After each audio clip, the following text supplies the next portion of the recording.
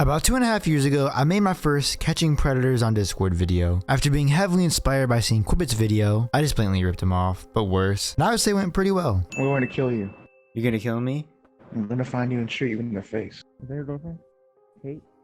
Sure, why not? I'm going to find her.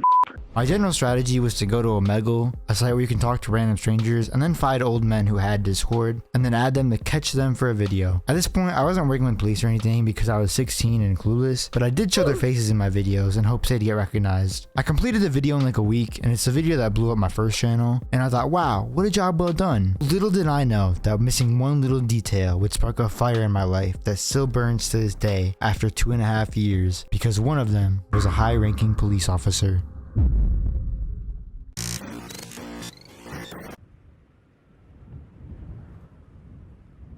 There were two predators in that video that stood out to me when recording it. Flan76 and Corvette694. Flan76 thought I was the decoy's brother and he was saying he was gonna R-word the girl that he somehow still believed existed, and Corvette694, who when I called, he appeared to be at work or some sort of school or building. I couldn't make out where this dude was because he was calling me from his 3DS, but it clearly wasn't his house. Unfortunately, the guy who said he would R-word the girl overtook my attention because it was so shocking to me, and it was the first predator I ever tried confronting, and to this day, probably still the most verbally aggressive. I'm gonna bash your head in with a brick. You know All how right. many girls up there?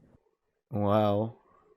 30. I've killed 30 girls. You've killed 30-year-olds. But my attention very soon shift. See, I edit all of my own videos for the most part, and if you've ever edited a YouTube video, you know how long and dull it can be at times. But I decided to show my friend Leon the timeline of the video, basically just so he could see all of the work that I put into the video. I showed him everything up until we got to the person, Corvette694. Corvette694 was the individual I mentioned with the 3DS camera, but what I didn't mention is he also sent a picture before the video call, one of which I glossed over, but that was very important. Upon seeing it, my friend Liam pointed out something in the bottom right corner of the picture, something I had no idea what it was until he goes, "Is that a badge?" Bruh. We freaked out realizing the man talking to was a cop, and at this moment I decided that I'd bring down this police predator. No matter how long it takes, I would stop at absolutely nothing.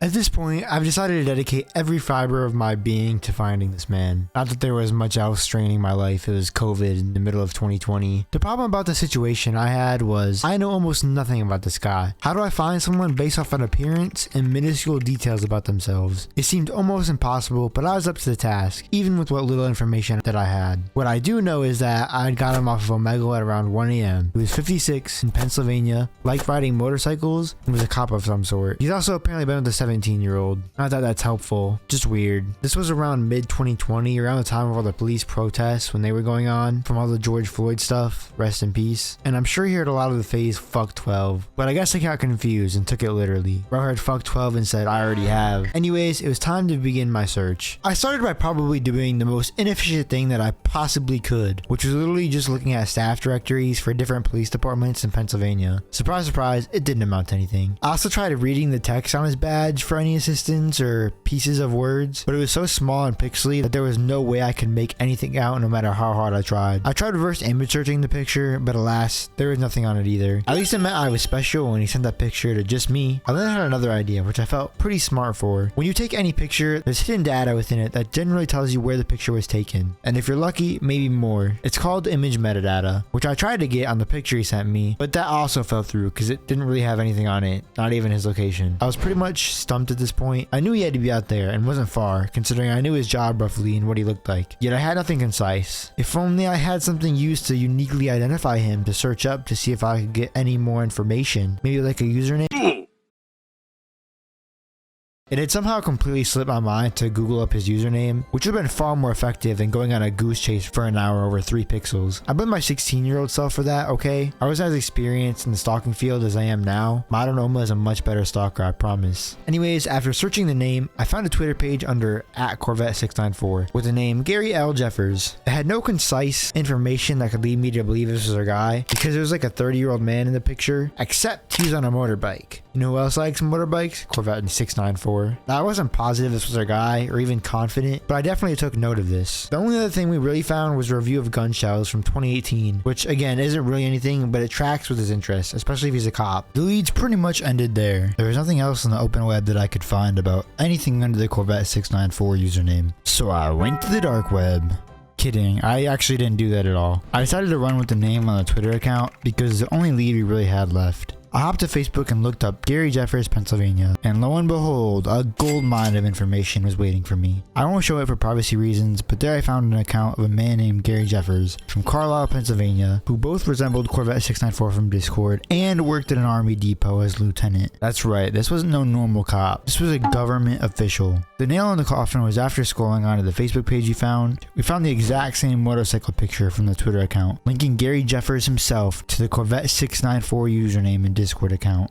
I was pretty sure we had our guy. I felt so powerful and strong in this moment. I'm not saying I'm Sherlock Holmes, but if there were a real life Sherlock Holmes, it would probably be me, okay? I'm just saying. But as they say, when you break down one wall, an even bigger wall is there waiting for you. And that's the very problem I faced. This is also around the time my crippling depression kicked in. The problem we faced is we had no real solid evidence on the guy. The chat logs weren't super sexual in nature, and the call was less than smooth. But if I wanted to put this guy away, I need more. The problem was that his Discord was not accepting friend requests, so I couldn't add him on another alt. His Facebook and Twitter had messages disabled, and any phone number I could find under his name was inactive. To this day, I've still not found a phone number for this man. I had absolutely no means to contact him. Maybe a carrier pigeon because I knew where he lived, but what am I going to do with that? It's not like I could just mail him a 15-year-old and see what he does with it. The problem summed us pretty much the rest of that day, despite knowing now who he was and what he does online. It wasn't that useful considering we didn't have super solid evidence on him until I took a fat shot in the dark.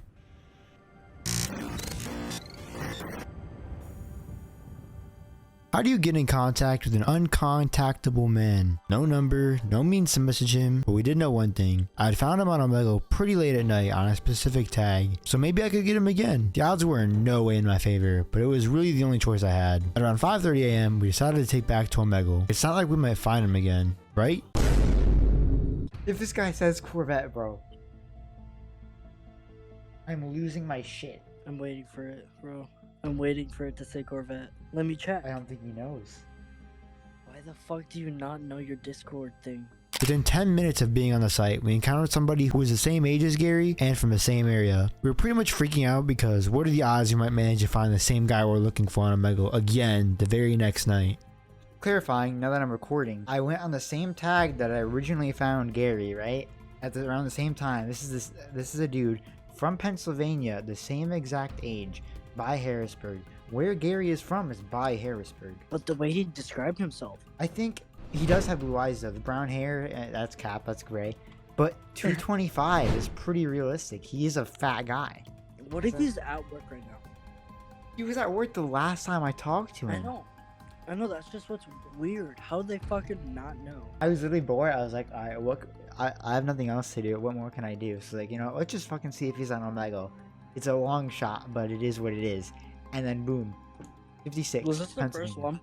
No, I've been on for 5-10 minutes. Unfortunately, upon trying to get his Discord to send to us, we got disconnected. He's a cop. We should see if he goes after little. No! We searched for about 10 more minutes until we found the same guy. Please be him. Let's go! Let's fucking go! Please. Please. Please. Yes! Let's fucking go! Fucking go! Corvette. Come on. Money roll. Corvette. Oh, stop typing, you fucking shitter. Fucking Corvette. Come on. This has to be him. Yo! Oh my god! Yo! Oh my fucking god!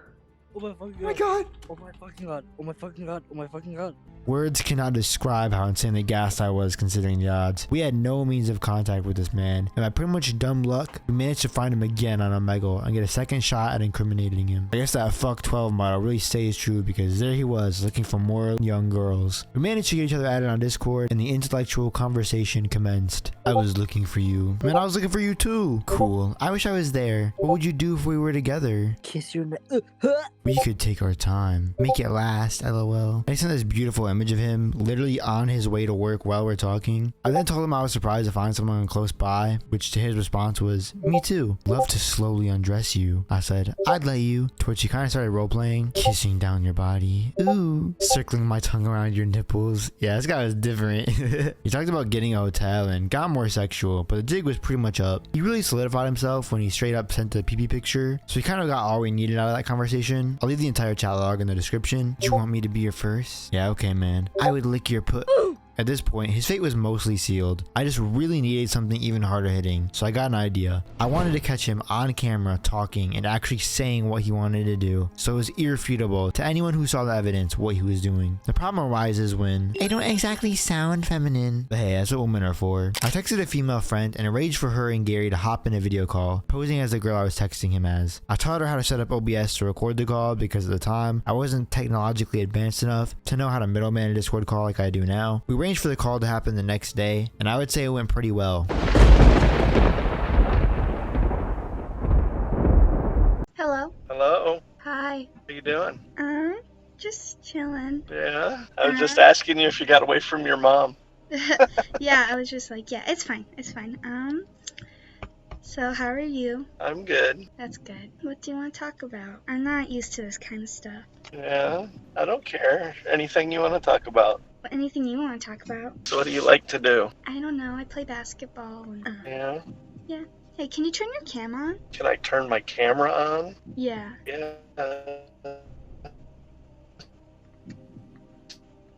Okay, cool. Yeah, so what do you want exactly? What do I want? I don't know. Like, for me? I don't know. Talking and who knows? Depends what you want. I don't want to do anything you don't want to do. Maybe if we met up somewhere. What would you want to do? Are you just curious? Yeah. What would you want me to do? You say what you want me to do. Well, I'd like to kiss you, Yeah, that sounds really nice. What else would you want to do? brush you, kiss you all over. Do you want to Do plan you like that? Yeah. Do you want to plan a time where we can well, it would be my first time, but you know. Yeah. Well, you know what? I have to go, but I'll talk soon because my mom keeps walking in and this is kind of getting steamy, so I want to wait a little bit before anything happens and we get deeper in the Okay. conversation and stuff, but I love talking to you. I'll be on later. Okay, bye. Bye.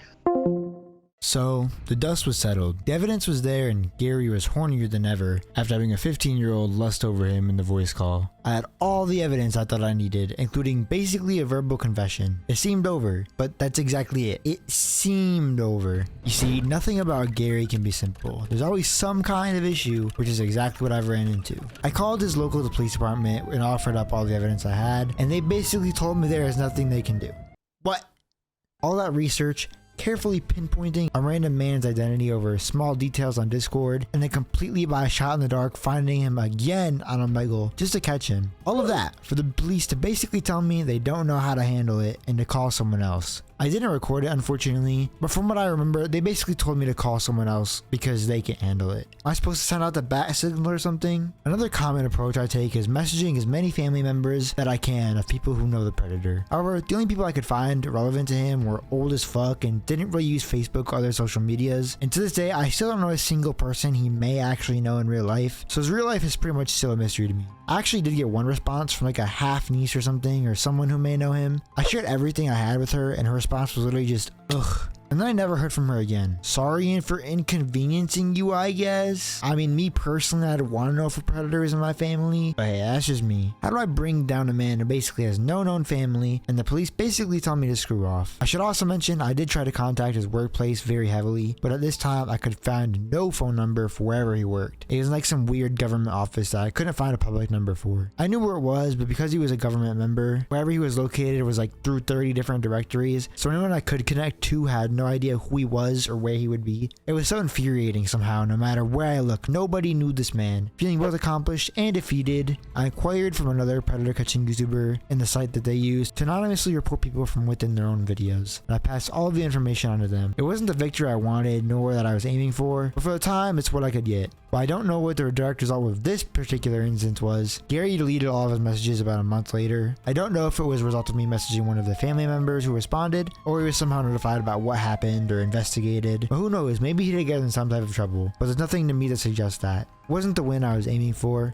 but it's all I could do, for the time being. You see, there's a whole second part to this storyline, because you know I could not let that slide. Gary may have evaded the harsh consequences of his actions in this instance, but trust me, it does not remain that way. Ooh, I think they like it. Let's start a riot. She called me, I decline it. Don't get excited, I guess you're mad, I know, but that's irrational. I'm focused on cash flow.